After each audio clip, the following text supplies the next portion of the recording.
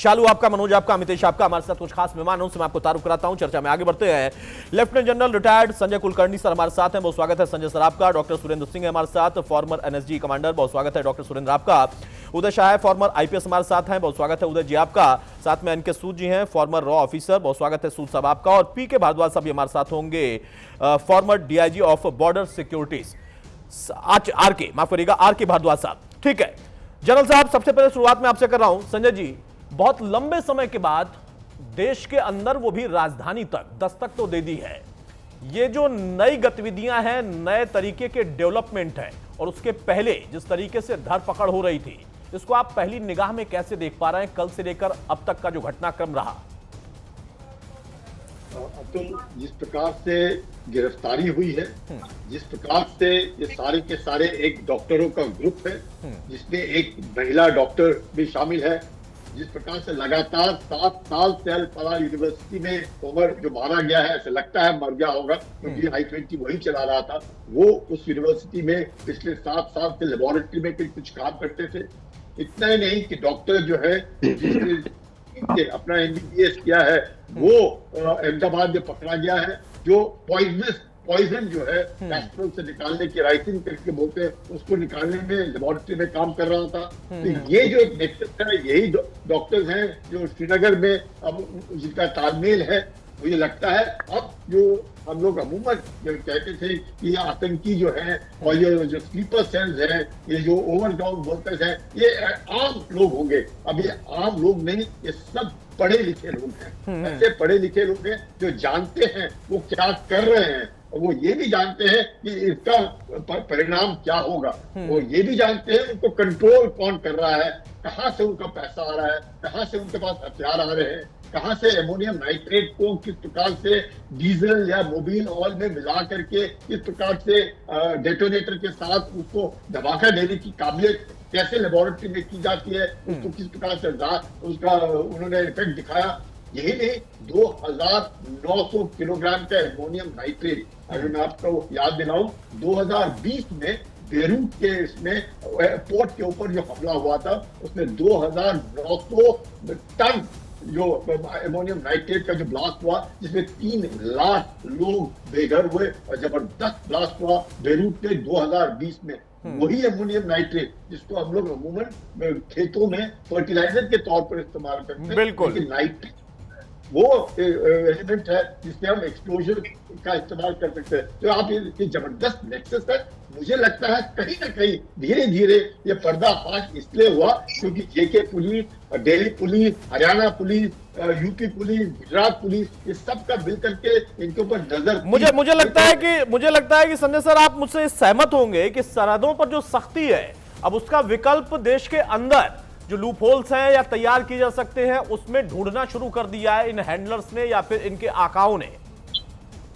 बिल्कुल। अब सवाल अतुल ये है कि अब अपने बोलते हैं घर का भेद ये लंका बार, मतलब अपने घर के अंदर ही अब काफी लोग ऐसे हैं जिनकी मानसिकता, जिनका रेडिकलाइजेशन, आप अगर इनका हुलिया देखें, किस प्रकार से देख रहे हैं, कहाँ कहाँ पे इन्होंने एक्सप्लोसिव छिपाए हैं, किस प्रकार से ऑपरेट कर रहे हैं, किस प्रकार से निकाल रहे हैं, ये साफ दर्शाता है कि ये जो मानसिकता है, जो रेडिकलाइजेशन है, इसको कौन प्रोत्साहित कर रहा है। और प्रोत्साहित कोई भी करे, कैसे भी करे, जो प्रोत्साहित कर रहा है पाकिस्तान, उसकी तो मंशा सब जानते हैं कि वो भारत के विरोधी है, भारत का दुश्मन है। लेकिन ये लोग तो हमारे घर के अपने आदमी हैं। जिस तरह के बहकावे में ये ज्यादा चैलेंजिंग हो जाता है कि आप बाहर के लोगों से कितना लड़ पाते हैं, और अपने घर के अंदर आप जिनको अपना मानकर बैठे हैं, वहां पर आप कितनी लड़ाई लड़ पाने में सक्षम है।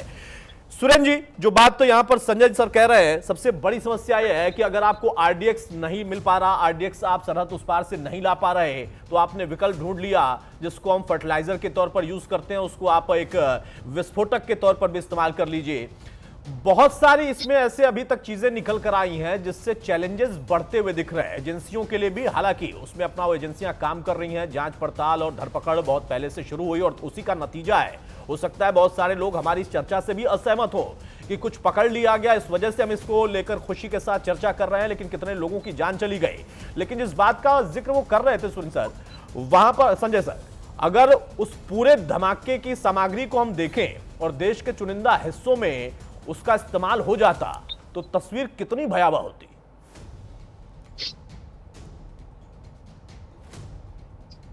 अतुल, आप मेरे से पूछ रहे? सुरेंद्र जी आपसे।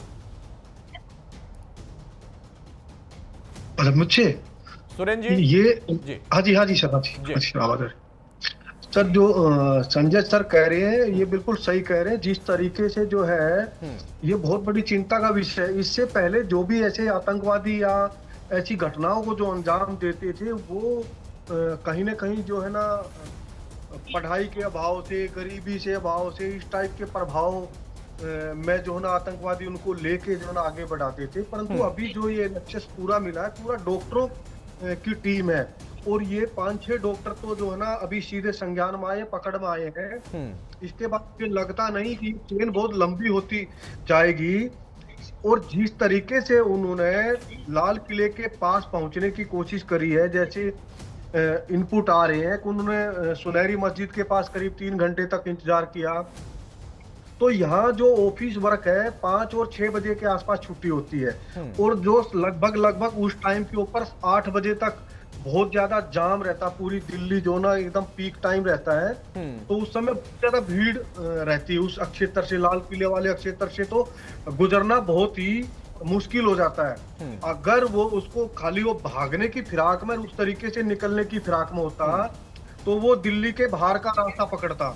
वो फरीदाबाद से एक तो दिल्ली के अंदर नहीं घुसता और दूसरा दिल्ली के अंदर मान लो घुस भी गया तो दिल्ली के भी बाहर रिंग रोड से निकलने का प्रयास करता। परंतु उसने बिल्कुल एकदम सोचे समझे तरीके से जो ना भीड़ वाले क्षेत्र से गाड़ी जो ना गुजारी है। और लाल किले के आसपास इस समय और शाम के टाइम जो है अभी इतनी भीड़ रहती है क्योंकि वहाँ मार्केट होने की वजह से बहुत ज्यादा रस रहता है। और ये तो मैं सुरेंद्र सर इसमें एक चीज आपसे और थोड़ा क्लेरिफाई करना चाहूंगा। क्या सोचे समझे अपने रूट पर ही वो थे, या जैसे एक नई थ्योरी भी चल रही है कि इतनी गिरफ्तारियां या फिर धरपकड़ के बाद उन लोगों ने इस पर भी सोचा कि शायद कुछ भी एक धमाका कर दे, कम से कम कुछ तो करें, या पैनिक मोड में वो भाग रहे थे, कुछ प्लानिंग ऐसी भी थी? नहीं, ये पैनिक मोड में नहीं है। जब धरपकड़ शुरू हुई है, इनको डॉक्टरों को पकड़ना शुरू किया, इनके पास से AK-47 और जितने भी जो ना अमोनियम नाइट्रेट और तमाम तरह की चीजें मिलने के बाद जो उनको पता है अब गिरफ्तारी तो होनी तय है, पकड़ा तो जाएगा ही, किसी हाल में बचना नहीं है। और ये जो ना इनको हाईली बहुत ज्यादा ट्रेनिंग इस तरह की दी जाती है। ये जो ना आत्मघाती इन्होंने हमला किया, जो आप देखते होंगे खुद को बम बांध के कूदना करना, फिदाइन हमला, ये वही आत्मघाती हमला है। और ये विदाउट रूट नहीं है, ये बिल्कुल इसने अपने तरीके से प्लान बनाया है। उस प्लान के हिसाब से सुनहरी मस्जिद से और लाल किला तक पहुंचने का मैक्सिमम टाइम 20 से 30 मिनट का टाइम है, ठीक है। और इस समय जब पीक टाइम और जो 3 घंटे अगर वेट किया है, रुका है, तो वो पूरा प्लान से ही भीड़ भाड़े वाले क्षेत्र और में इसकी वजह से शायद डॉक्टर सुरेंद्र ये चुनौती और ज्यादा बढ़ जाती है, चैलेंज बढ़ जाता है, क्योंकि एक भरोसा सा था। बहुत सारे अगर हम देखें पहलुओं को तो कई सालों से इस पर राजनीति भी होती है, पॉलिटिकल बयानबाजियां भी होती हैं। एक भरोसा मिला हुआ था कि हाँ अब हमारी एजेंसियां इतनी ताकतवर हैं या उनको इतनी छूट है, सरहद पर जवानों ने मोर्चा संभाल रखा है, अंदर एजेंसियों की पूरी कोशिश है कि वो भी ऐसे लोगों को अंदर तक ना आने दे। लेकिन उस भरोसे पर भी एक बड़ी चोट है। आप सभी को मैं रोक रहा हूं, एक बड़ी खबर आ रही है, उसके बाद मैं रुक करूंगा आपका सूद सर।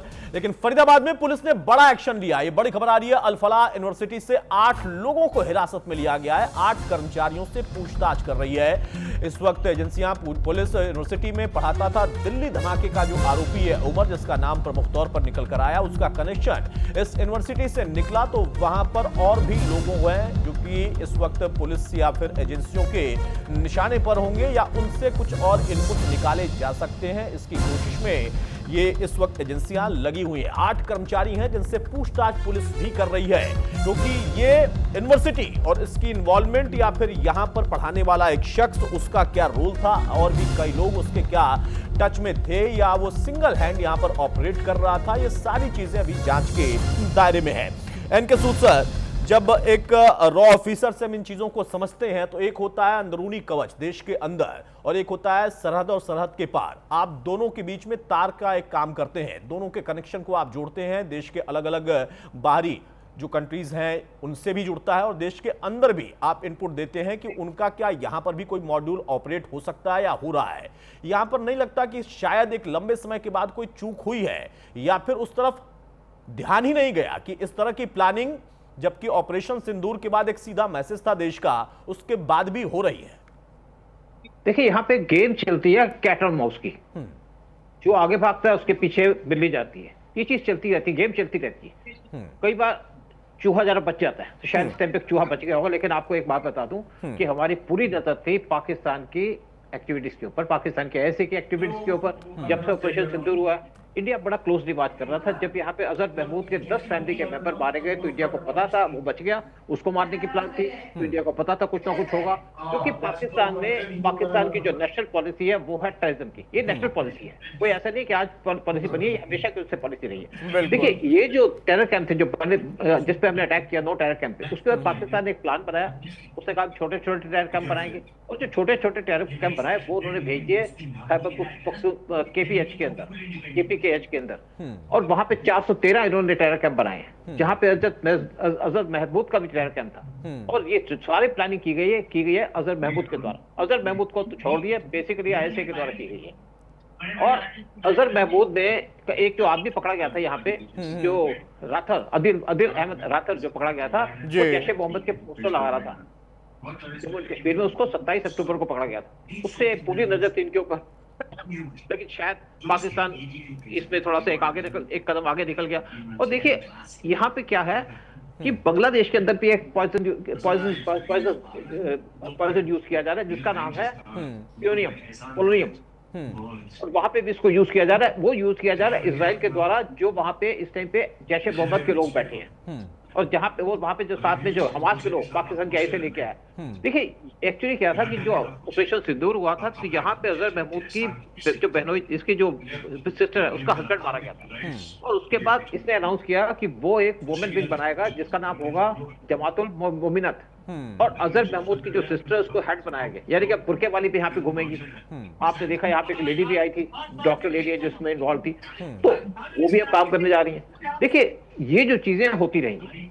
आप जब US नहीं रोक पाया 9/11 के जो टेरर अटैक था, तो यहाँ पे थोड़ी इंसिडेंट हो जाती है। इसके ऊपर किसी को कहना कि यहाँ पे इंटेलिजेंस फेलियर है, वो बात नहीं। हमारी इंटेलिजेंस एजेंसीज बहुत डिफिकल्ट सिचुएशन के अंदर काम करती हैं। जब आपका पहलगाम का अटैक हुआ था, तो हमारी जो कांग्रेस पार्टी है, उन्होंने कहा जी ये घुस कैसे गई यहाँ पे, ये तो आर्मी यहाँ पे बैठी थी, कैसे घुस गए? उनको क्या पता कि टेरर कैसी है? मैं आपको एक और बात बता दूं, 1995 में 6 फॉरेनर्स को किडनैप किया गया था इसी जगह से, यानी कि पहलगाम से। उस टाइम तो किसी ने नहीं पूछा, उस टाइम पे कांग्रेस गवर्नमेंट का रूल था। उस टाइम पे हमारी आर्मी भी नहीं गई, क्योंकि वहां पे जो जंगल का सारा रास्ता था, उस टाइम पे रॉ इनको ट्रैक कर रहा था। और रॉ ने इनको ट्रैक भी कर दिया, 2 बार ट्रैक किया। लेकिन जो हमारे प्राइम मिनिस्टर थे उस टाइम 1995 में, उन्होंने मना कर दिया कि हम यहाँ पे कोई एक्शन नहीं लेंगे। हमारे कमांडोज भी तैयार थे, हमने आर्मी के कमांडो नहीं यूज किए उस टाइम पे, रॉ के कमांडोज उस टाइम पे रेडी रखे थे, क्योंकि रॉ के जो कमांडोज है वो स्पेशली कई ऐसी चीजें हैं सर, जिसको अगर हम याद करें तो बहुत चुभती भी है, लेकिन क्या करें, जैसा आपसे मैंने भी कहा और आपने भी कहा कि इसको हम फेल्योर कहें या ना कहें, एक आम आदमी के जहन में भी ये बात आती है, पॉलिटिकली भी डाला जाता है कि नहीं ये फेल्योर है, क्योंकि उनकी पॉलिटिक्स और देश के अंदर की राजनीति अलग अलग पार्टियों को उस पर चलती है।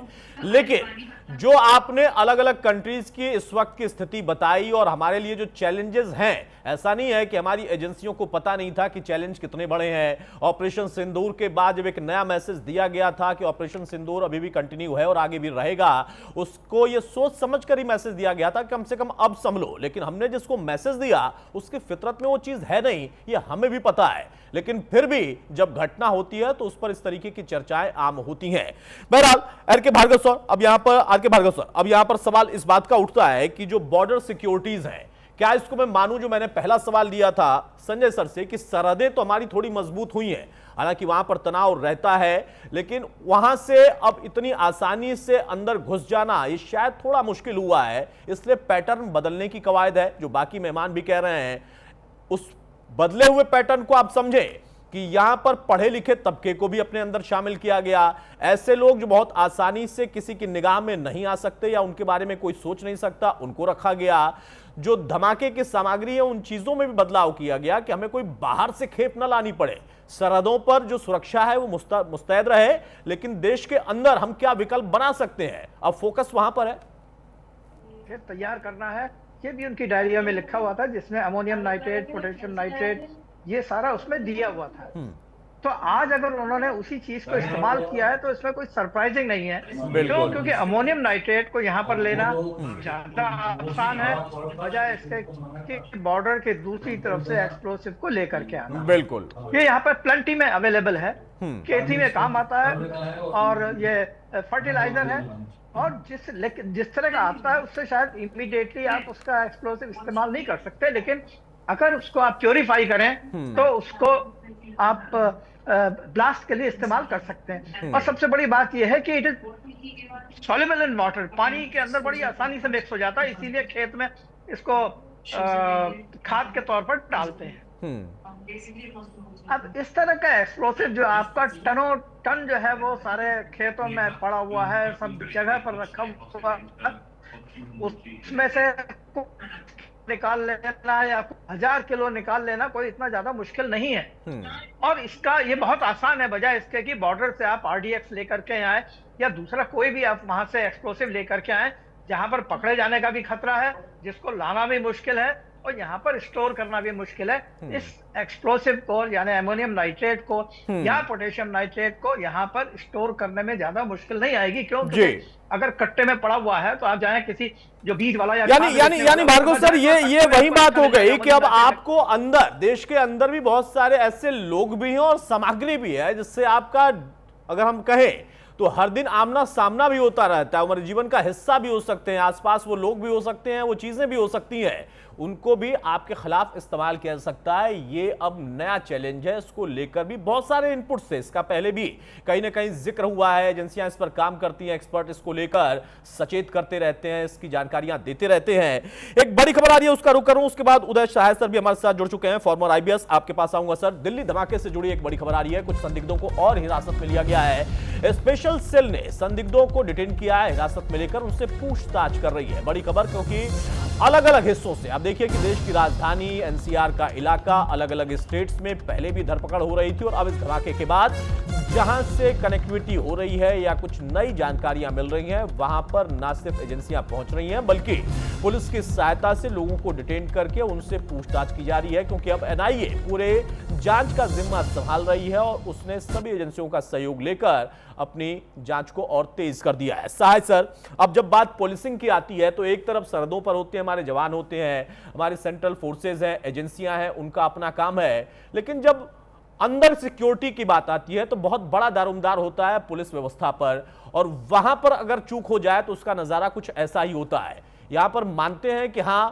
उस पुलिस तंत्र में भी कुछ चूक हुई है, या फिर रोजमर्रा में रूटीन में जिस तरीके से जांच परख होती है वो चल रही थी और उसके बावजूद ये घटना हुई? मैं समझता हूं कि बहुत आसान है पिन पॉइंट करना बिल्कुल मिस्टेक्स।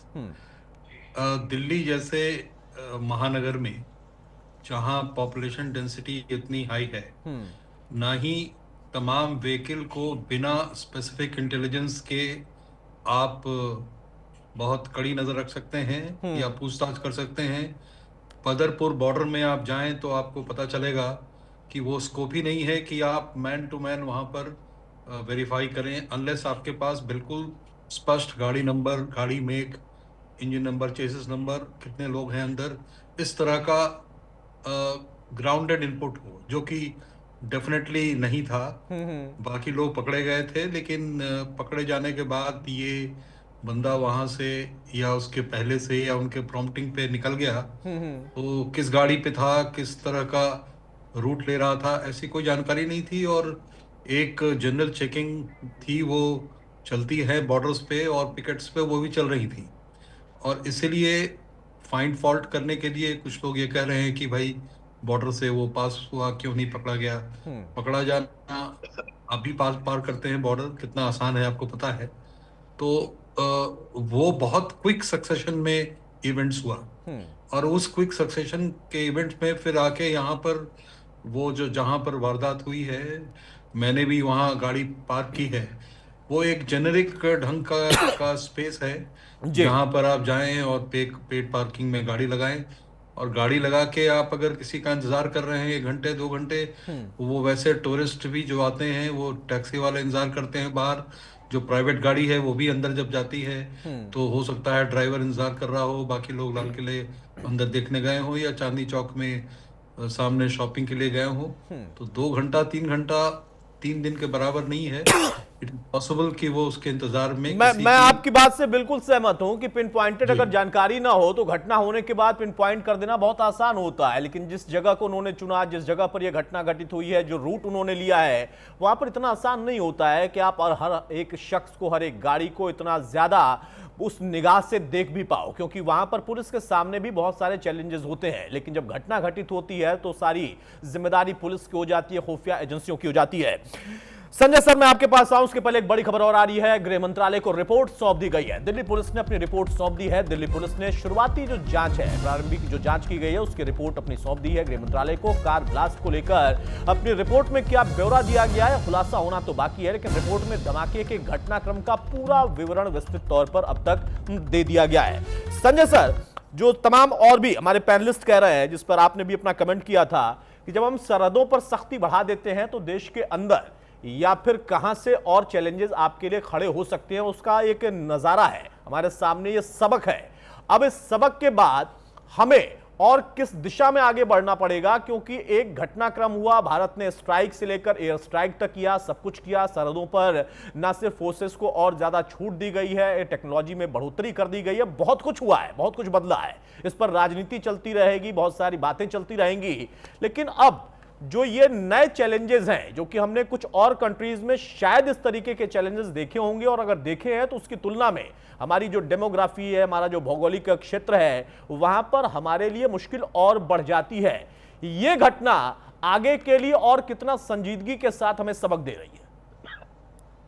अतुल, जो आप सवाल पूछ रहे हैं, ये एक वाकई एक ऐसा सवाल है जो पूरे हिंदुस्तान को खाता है। क्यों? मकसद ये है कि एक बहुत बड़ा मैं कहूँगा बिरादरी हिंदुस्तान के अंदर है जो सोचती है कि जननी जन्मभूमि स्वर्ग से महान है, और उसको अपना देश, नेशन फर्स्ट की पॉलिसी है। और एक दूसरा तबका है जो बहुत सोचता है कि देश नहीं, मेरा मजहब सबसे आगे है। ये आइडियोलॉजिकल वॉर है। इस आइडियोलॉजिकल वॉर में हम लोगों ने यकीन करना है कि जो ये सोचना है कि जिसका मजहब पहले है और देश बाद में है, उनको समझना और उनको समझाना बहुत जरूरी है कि कितना भी हो जाए, क्योंकि टेक्नोलॉजी बहुत आगे चली गई है। ये जो इतना आप बाहर देशों में देखें, जो देश विरोधी है वो बिल्कुल ही, मतलब इसमें कोई शक नहीं कि वो देश विरोधी है, उसके बरखिलाफ कार्रवाई होती है। हम लोग, जैसे आपने बिल्कुल कहा, हम एक डेमोक्रेसी है और एक लोकतंत्र होने के नाते हमारे यहाँ पे काफी सुविधाएं हैं, लेकिन उस सुविधाओं को हम लोगों ने उसका दुरुपयोग नहीं करना चाहिए। हम सब ने भारत के अंदर, हम सब भारतीय हैं, हम सब एक है, हमारा ये सबका देश है। हम लोगों के मजहब अलग अलग हो सकते हैं, पर अगर आप ये सोचे कि मजहब पहले आता है और देश बाद में आता है, तो ये कहीं ना कहीं एक टकराव जो है, उस टकराव से हमने मतलब ये बहुत बड़ा चैलेंज है। क्यों? आप देखिए, इतने पढ़े लिखे लोग, इतने, ये तो नहीं हम कह सकते अनपढ़ थे, पढ़े लिखे लोग जिनके पैसा सरकार ने दिया है, हमारे पैसों पे पले हैं, और इसके बावजूद अगर वो इस तरह की घटनाओं में और इस तरह के इसमें हादसे में लगते हैं, चाहे वो दूसरे देश के इंस्टिगेट करने पर हो, प्रोवोकेशन पे हो, जो कुछ भी हो, क्योंकि आज की तारीख में ड्रोन्स है, अपने पास जो दुनिया भर के साधन है, आप टेलीग्राम है, एनक्रिप्टेड आता है, आपके पास स्टारलिंक है, आपको पता भी नहीं चलेगा कि पूरा सिक्योर्ड नेटवर्क है। तो आपका वो सॉफ्टवेयर है जो चाइनीज सॉफ्टवेयर है, जिसके बारे में आपको पता नहीं चलेगा। तो काफी कुछ होने के कारण बहुत जरूरी है कि कितना भी हो, मेरा मन मुटाव जितना भी हो, कैसे भी हो, बस देश के बरखिलाफ जो है वो कोई कार्रवाई करेगा तो ये इनके जितने भी, मुझे लगता है बहुत हार्ड हिटिंग हो जाएगा संजय सर। लेकिन जिस तरफ आप ले जा रहे हैं इस चर्चा को, मैं उस बात से व्यक्तिगत तौर पर सहमत होता हूं। और कई अलग अलग देश हैं, आप इजराइल का नमूना देख लीजिए। इजराइल अपने अस्तित्व की लड़ाई लड़ता है, वो अगर अपने आप को इस तरीके से नहीं रखेगा तो फिर शायद उसके अपने अस्तित्व पर ही खतरा हो जाएगा। उसको लेकर भी पूरी दुनिया में बहुत दबाव रहता है, बहुत सारी चैलेंजेस रहते हैं, बहुत सारी चर्चाएं रहती हैं। लेकिन जब हम अपने देश के अंदर आते हैं तो सिनेरियो बदल जाता है। यहां पर एक घटना और दूसरी घटना के बीच के जो अंतर को समझाने की कोशिश हो जाती है, उसमें आप सोचिए कि चैलेंज आप लोगों के लिए, एजेंसियों के लिए, हमारे जवानों के लिए कितना ज्यादा बढ़ जाता होगा। सुरेंद्र जी, सहमत हैं आप संजय सर जो कह रहे हैं कि जब बात यहां पर इलीट वर्ग के भी आतंकियों की हो जाए तो फिर क्या ही कहने को रह जाए। अब एजेंसीज को, फोर्सेस को, और जब फिर से एक बार फिदाइन देश की राजधानी तक धमक दे सकते हैं, दस्तक दे सकते हैं, तो फिर तो अपने आप में मुश्किल बढ़नी तय है। नहीं, बिल्कुल जो संजय सर कह रहे हैं बात सही कह रहे हैं। अब जो ना सुरक्षा एजेंसियों की आंख नाक कान जो ना आम जनता को भी बनना पड़ेगा। हमारे जो स्टूडेंट हैं, हमारे जो और डॉक्टर हैं, जो कुलीग हैं, जो जहाँ इस जो ना विशेष धर्म के लोग जहाँ पर इस तरह के कार्यरत है, उनके ऊपर नजर रखनी पड़ेगी। और मैं तो ये कहूंगा, इन्होंने जो डॉक्टरी लाइन में काम करते हुए पता नहीं कितने पेशेंटों की जान के साथ खिलवाड़ भी किया होगा। और विशेषकर जो है इस राज्य से आने वाले हर जो है ना, मुझे लगता नहीं हर नागरिक के ऊपर ही नजर रखनी पड़ेगी, जहां कॉलोनी के अंदर भी लोगों की भी जिम्मेवारी है। क्योंकि एजेंसी हर एक आदमी के पीछे आदमी नहीं खड़ा कर सकती है, और ना ही जो है ना उनको भी जो सूचना देते हैं तो वो आम लोग, आम नागरिक, आम जो ना इस तरह के। और अब इनके जो स्लीपर सेल, जो इस तरह के जो लोग काम कर रहे हैं, वो इन जो ना इन्होंने एक्टिव किए हैं। बॉर्डर चारों तरफ से ऑपरेशन सिंदूर के बाद जो ना सील है, और जो ना बॉर्डर के ऊपर सख्ती है। आसपास के जो दूसरे देश है, इधर बांग्लादेश का भी साथ भी जो जिस तरह का जो अभी चल रहा है माहौल, तो अभी हम लोगों को सभी को होशियार रहने की आवश्यकता है। और आने वाला जो समय है, जो आप बात कह रहे हैं इजराइल वाला काम तो यहाँ भी हो जाए, परंतु यहाँ 20% जो ये विशेष जो धर्म के लोग हैं, ये वो एकजुटता दिखाने को तैयार नहीं है। खाने को हिंदुस्तान है और खाने को पाकिस्तान है। तो जो है ना का जो ना ये हमारे ही जो टुकड़ों के ऊपर पलने वाले, हमारे ही जो ना सब्सिडी के ऊपर जो ना हॉस्पिटलों के अंदर जो ना शिक्षा प्राप्त करने वाले ऐसे ऐसे लोग अगर ये काम करने लगे, इस तरह की जो धारणा बनी है, तो ये ऊपर से नीचे तक जो है ना पूरा का पूरा कहते हैं आवा का आवा ग्रक हो रखा है। वो तो इस पर ना हर आदमी की जिम्मेवारी है। हर आदमी ने जो ना अपने देश के प्रति जो ना अपना धर्म निभाना पड़ेगा। हर आदमी को नजर रखनी पड़ेगी इनके ऊपर। बिल्कुल सही कहा सर आपने। एनके सूद साहब, अब यहां पर एक बार फिर से क्या जो हमारे जो ऐसे खुफिया तंत्र हैं, खुफिया एजेंसियां हैं, उनके कुछ इनपुट्स आप लोगों की जानकारी में थे, है या आने चाहिए अब?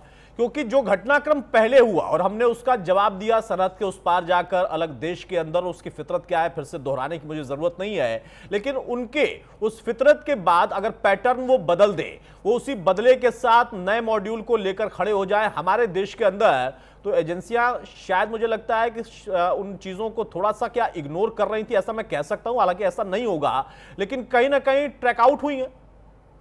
देखिए, ये जो इनकी जो एक चालबाजी है वो चेंज होती रहती है, टैक्टिक्स चेंज होती रहती है, तो उसके हिसाब से एजेंसीज भी अपनी जो कार्रवाई है वो चेंज करती है। अब हमने जैसे कहा कि पाकिस्तान ने अपने टेरर कैंप को उनको शिफ्ट कर दिया, लेकिन दूसरी तरफ एक और न्यूज आ रही है जो हमारी एजेंसीज इस पे वॉच रख रही है, वो है कि पाकिस्तान के जो ISI है वो इस टाइम पे बहुत एक्टिव होने की कोशिश कर रही है नेपाल के रास्ते की। इवन बांग्लादेश के अंदर इस टाइम पे 400 ISIS के लोग बैठे। उसमें से देखिए, आपको एक खबर बता दूं मैं आपको जी, कि वहां पे हमास के लोग भी छुपे हैं, और बांग्लादेश के अंदर ही इस टाइम पे इजराइल एक्टिव हो चुका है हमास के लोगों को मारने के लिए, और वहां पे पॉइजन का यूज किया जा रहा है। आपको याद होगा, खबर आई होगी, जब PM मोदी चाइना गए थे तो उन पर अटेम्प्ट होने की कोशिश हुई थी, और एक जो आदमी था CIA का, उसको पॉइजन देके मार दिया। यानी कि वहां पे KGB भी इस टाइम पे तैयार है, KGB एक्टिव है। एक दूसरी तरफ आप देखें, PM मोदी इस टाइम पे भूटान के अंदर गए हैं।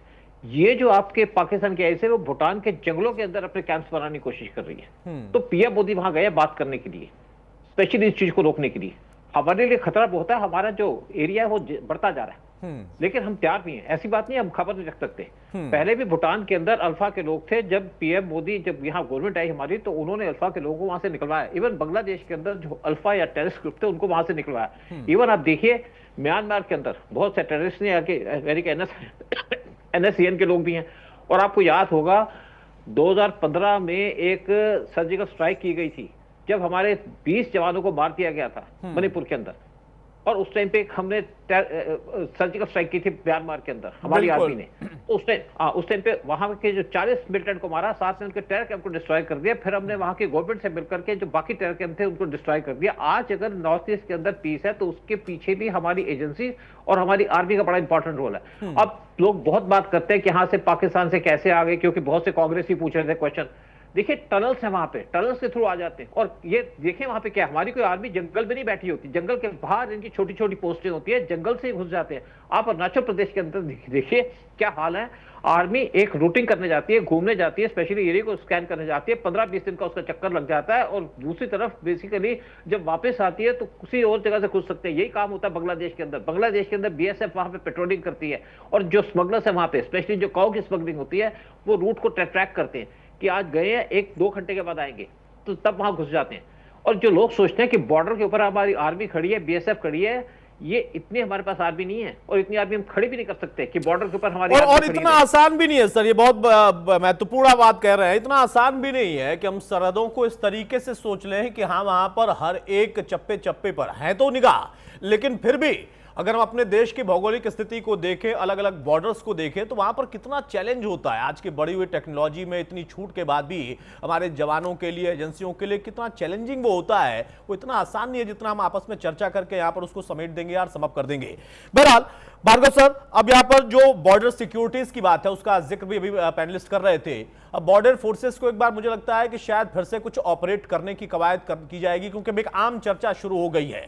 हालांकि ये बहुत गोपनीय होता है, इसके लिए बहुत प्लानिंग होती है, कब होगा कैसे होगा, लेकिन वो चैलेंजेस बढ़ रहे हैं अंदरूनी हिस्सों में, और फिर सरहद, और सरहद के उस पार से उसकी ऑपरेशंस है, ऑपरेटिव मोड वहां पर बैठे हुए हैं।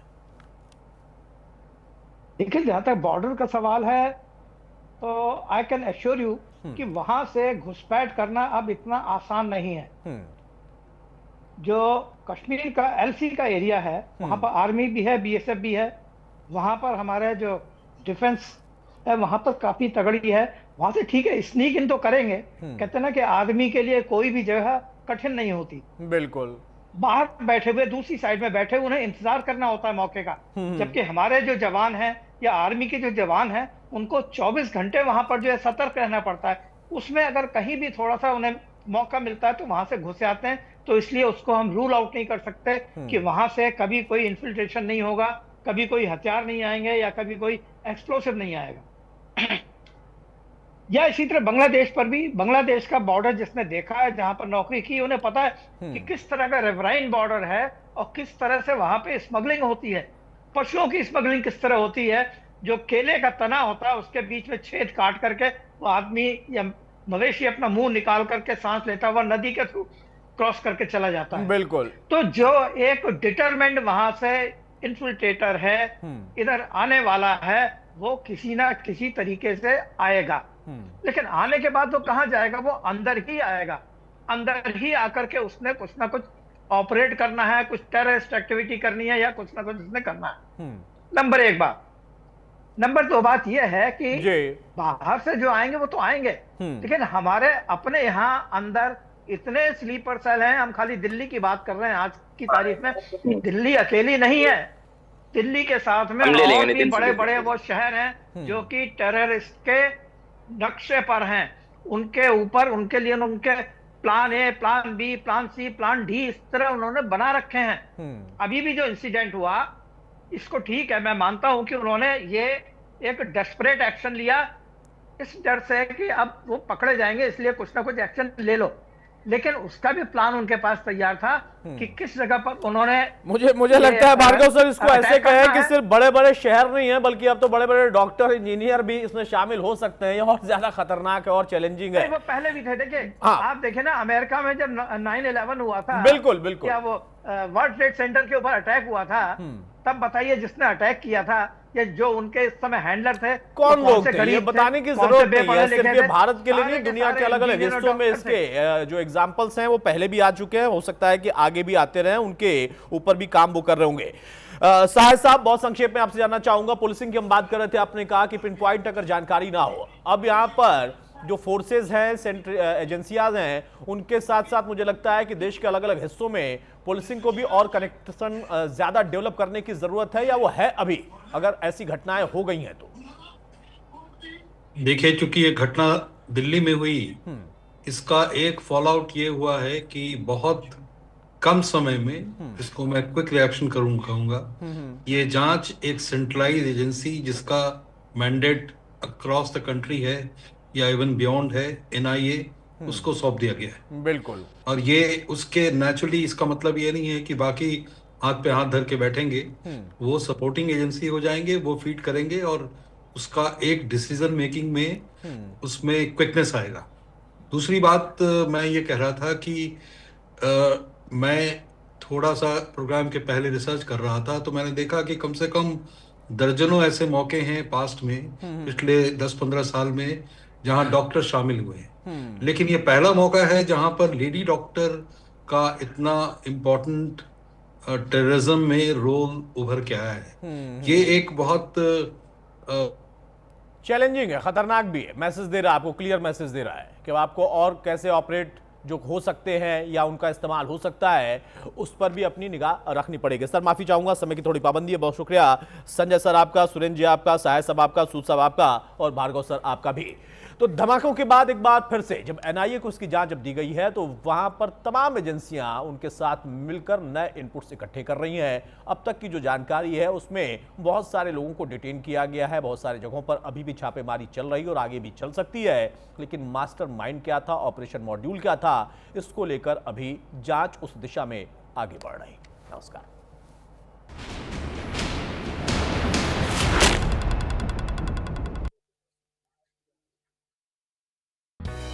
आज उत्तराखंड बन